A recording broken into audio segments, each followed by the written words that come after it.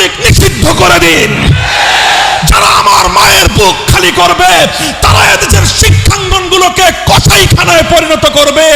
আমার মায়ের সন্তানেরা পড়তে গিয়ে লাশ হয়ে মায়ের কোলে ফিরে আসবে। এমন ছাত্র রাজনীতি আমরা দেখতে চাই না। মুসলমানদের জনপদ, মুসলমানদের দেশ যতদিন পর্যন্ত কোরআন সুন্নাহ খেলাফতে রাশেদার শাসনের দিকে ফিরে না যাবে, গণতন্ত্র দিয়ে মুক্তি আসবে না, সমাজতন্ত্র দিয়ে জনগণের অধিকার প্রতিষ্ঠা হবে না, কোন তন্ত্রমন্ত্র জাতির মুক্তি আনতে পারবে না। কথা হবে আজকে পরিষ্কার। এটা আহমদ শফির দেশে কাদিয়ানীদের দালালি করে সংসদ ভবনে কাউকে থাকতে দেওয়া হবে না। যদি আরেকটা যুদ্ধের প্রয়োজন হয় আবার শাপলা চত্বরে যেতে কারা কারা প্রস্তুত?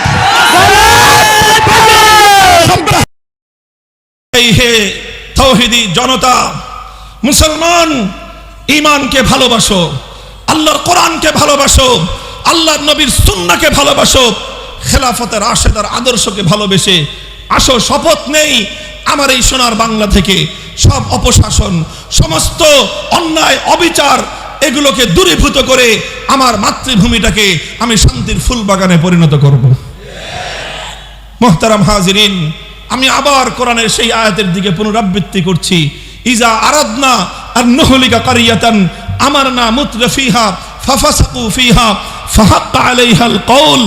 যখন এভাবেই নবীর বিরুদ্ধে কটূক্তি হয় ব্রাহ্মণবাড়িয়ায়, যখন এভাবেই নবীর বিরুদ্ধে কটূক্তি হয় বোরহানুদ্দিনে, যখন এভাবেই আবরার ফাহাদরা নিহত হয় বুয়েটের মাটিতে, যখন এভাবেই নুসরাতরা নিহত হয় এই বাংলার জনপদে, যখন এভাবেই ফেলানিরা ঝুলে থাকে আমার সীমান্তের কাঁটাতারে, একটার পর একটা যখন এভাবে অন্যায় ঘটতে থাকে, তার প্রতিবাদ হয় না, তার প্রতিকার হয় না, তখন সর্বশেষ আসমান থেকে খোদার গজব নেমে আসে। আজ আমরা চাই মাতৃভূমিকে ভালোবাসি বলেই, দেশটাকে ভালোবাসি বলেই, দেশপ্রেম নিয়ে, জাতির প্রেম নিয়ে, স্বাধীনতার অতন্দ্র প্রহরী হিসেবে নতুন প্রজন্মকে নিয়ে আজ দেশ জাতি স্বাধীনতা রক্ষা করবার জন্য দুর্বার আন্দোলন গড়ে তুলতে চাই। পরিষ্কার কথা, কাদিয়ানীদের পক্ষ যারা নেবে, রাশেদ খান মেনন গোটা বাংলাদেশে অবাঞ্ছিত ঘোষণা করেছে।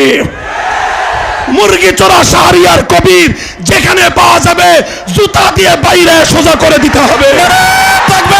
আমরা পরিষ্কার ভাষায় বলতে চাই, রাশেদ খান মেনন, হাসানুল হক ইনু, মুরগি চোরা শাহরিয়ার কবির গং, এই ইনু আর মেনন নৌকার খয়রাত নিয়ে এমপি হয়ে